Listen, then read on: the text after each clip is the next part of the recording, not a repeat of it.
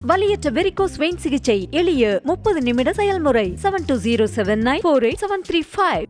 சட்டப்பேரவையில் சென்னை பெருநகர வளர்ச்சித்துறை சார்ந்த மானிய கோரிக்கையின் மீது பேசிய அமைச்சர் சேகர் பாபு, கடந்த அதிமுக ஆட்சியில் 10 ஆண்டுகளில் சென்னையின் வளர்ச்சிக்காக வெறும் 67 அறிவிப்புகள் தான் வெளியிடப்பட்டது என்றார். ஆனால் திமுக ஆட்சிக்கு வந்த 3.5 ஆண்டுகளிலேயே 96 அறிவிப்புகளை சென்னை மாநகருக்காக வெளியிட்டிருப்பதாக சேகர் பாபு பெருமிதம் தெரிவித்தார். கடந்த ஆட்சியில் அறிவிக்கப்பட்ட அறிவிப்புகள் ஒட்டுமொத்தமாக 67 அறிவிப்புகள்.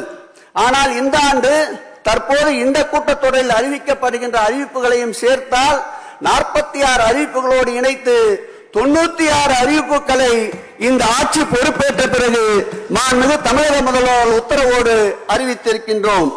சென்னை பெருநகரில் உள்ள 10 பொது நூலகங்கள் மின்வெளி கற்றல் மையங்களாக 20 கோடி ரூபாய் செலவில் மேம்படுத்தப்படும் என்ற அமைச்சர் சேகர் பாபு, கைவண்ண பொருட்களுக்கான சதுக்கம் 40 கோடி ரூபாய் செலவில் அமைக்கப்படும் என்றார். மெரினாவின் கலங்கரை விளக்கம் முதல் தீவுத்திடல் வரை மெரினா பாரம்பரிய சாலை அமைக்க 10 கோடி ரூபாய் செலவிடப்படும் என்றும், 7 கோடி ரூபாயில் குளிர்சாதன சேமிப்பு கிடங்கு, 15 கோடி ரூபாயில் மழைநீர் வடிகால் பணிகள் என கோயம்பேடு மொத்த விற்பனை அங்காடியை மேம்படுத்த சுமார் 32 கோடி ரூபாய் செலவிடப்படும் எனவும் அமைச்சர் சேகர் பாபு அறிவித்தார். சேத்துப்பட்டு பசுமை பூங்கா 10 கோடி ரூபாய் செலவில் மேம்படுத்தப்படும் என்றும், சென்னையில் உள்ள 10 சுரங்கப்பாதைகள் 8 கோடி ரூபாயில் சீரமைக்கப்படும் எனவும் அறிவிப்புகளை வெளியிட்டார். சென்னை பெருநகர் பகுதியில் 10 பொது நூலகங்கள் மின்வழி கற்றல் மையங்களாக ரூபாய் 20 கோடி செலவில் மேம்படுத்தப்படும். சென்னை பெருநகர் பகுதியில் கைவண்ண சதுக்கம் ரூபாய் 40 கோடி மதிப்பீட்டில் அமைக்கப்படும். அறிவிப்பு 3, மெரினா கலங்கரை விளக்கம் முதல் தீவுத்திடல் வரை மெரினா பாரம்பரிய வழித்தடம் ரூபாய் 10 கோடி மதிப்பீட்டில் செயல்படுத்தப்படும். சென்னை பெருநகர் பகுதியில் அமைந்துள்ள சேத்துப்பட்டு பசுமை பூங்கா ரூபாய் 10 கோடி மதிப்பீட்டில் மேம்படுத்தப்படும்.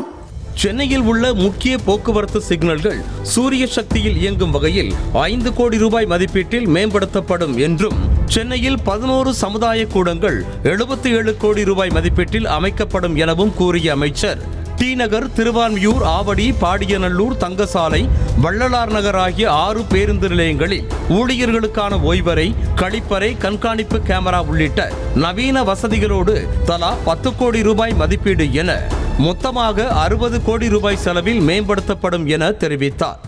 அறிவிப்பு எண் 8, சென்னை பெருநகர் பகுதியில் அமைந்துள்ள முக்கிய போக்குவரத்து சிக்னல்கள் சூரிய சக்தியில் இயங்கும் வகையில் சாலை சந்திப்புகள் மக்கள் பயன்பாட்டுக்காக ரூபாய் 5 கோடி மதிப்பீட்டில் மேம்படுத்தப்படும்.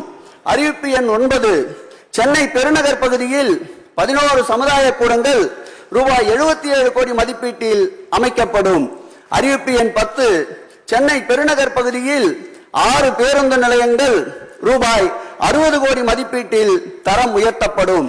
மேலும் போரூர் ஏரி, பெருங்குடி ஏரி உள்ளிட்ட 5 நீர்நிலைகளில் வெள்ள நீர் எளிதில் வடியவும், உபரி நீரை சேமிக்கவும் நடைபாதை, இருக்கைகள், குழந்தைகளுக்கான விளையாட்டு தளம் ஆகியவற்றுடன் 33 கோடி ரூபாய் மதிப்பீட்டில் மேம்படுத்தப்படும் எனவும் அமைச்சர் சேகர் பாபு தெரிவித்தார். அறிவிப்பு எண் 11, போரூர் மற்றும் பெருங்குடி ஏரிகள் உட்பட 5 நீர்நிலை ஏரிகள் ரூபாய் 33 கோடி செலவில் மேம்படுத்தப்படும். சென்னை பெருநகர் பகுதியில் வெள்ள நிகழ்வுகளின் போது அவசரகால நடவடிக்கையை மேம்படுத்துவதற்கும், வெள்ள அபாயத்தை குறைப்பதற்கும் வெள்ள கட்டுப்பாடு வரைபடம் தயாரிக்கப்படும் ஆகிய அறிவிப்புகளையும் அமைச்சர் சேகர் பாபு வெளியிட்டார்.